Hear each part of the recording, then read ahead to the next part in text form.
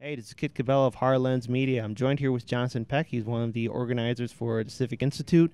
I think what a lot of our viewers and subscribers want to know is what does the Civic Institute do, and how is it going to really change the political environment here within the city of Chicago, which has a long history of hypersegregation and a city government that has really been inactive in regards to its populace. Those are great two questions. I think one, it's the Power Institute, people organizing to win, engage, and resist. And the Civic Lab launched the Power Institute to really begin to train up and coach up the next generation of organizers and advocates and leaders in Chicago. One of the things that we picked up on in doing over 150 local events around our book, Chicago's Not Broke, and around the TIF Illumination Project, around tax increment financing in the city, is that people were responding and asking, what's the next steps? How do we get more involved? How do we get organized? And so we listened to almost 2,500 people talking back to us. And we went back in the Civic Lab and constructed the Power Institute, people organizing to win, engage, and resist.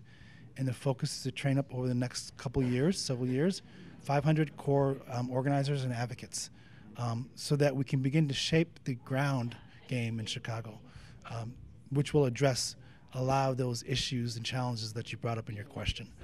Now, it's quite clear that 500 people, that's a lot of people to be part of this organization.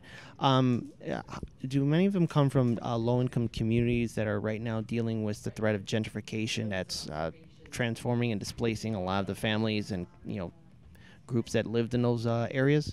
So so we do outreach to about a few thousand folks that came to our events over the last 2 or 3 years, and a good portion of them were done in the South and West Side. And so we will be sort of amping up participation from those neighborhoods. We want to make sure that we have a diverse group of 500 organizers that reflect the 50 wards, the 70 plus neighborhoods.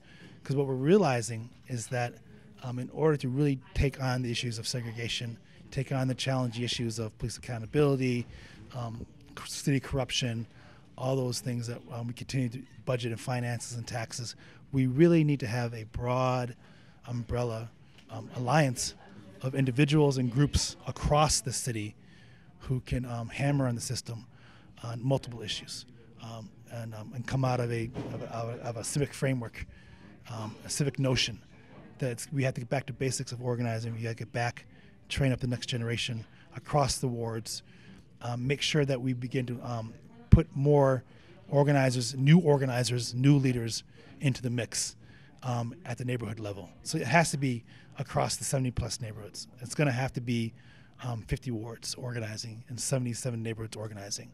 And so we need to train literally individuals from every ward in every neighborhood. And that is the goal of the Civic Lab.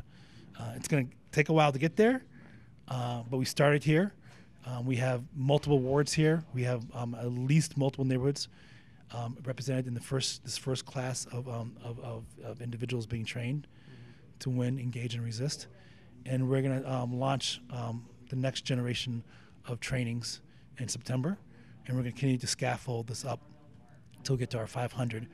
And those 500 trained organizers will know each other, will be engaging with each other. They'll be in real time. It's election season, so a lot of the people coming here are getting ready to get back into campaigns in the neighborhoods at the aldermanic level, at the county level, and at the mayoral level, and the governor's race. So our job is to be a pipeline for leadership and organizers. And our position is that anyone can do it.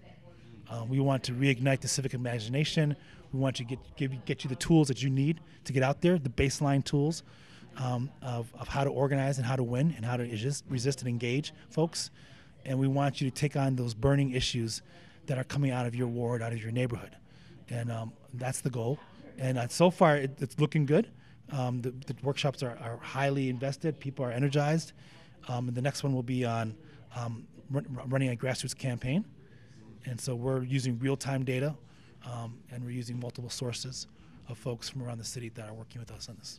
All right, and final question. What do you want to say to people who are perhaps maybe sitting at home and feel like their vote doesn't matter, or if they choose to get involved, it's not going to lead to anything? What do you want to say to those who are just sitting by, standing by, not doing anything? Well, I guess I would say one thing. One, if your vote doesn't matter, how is that working for you now?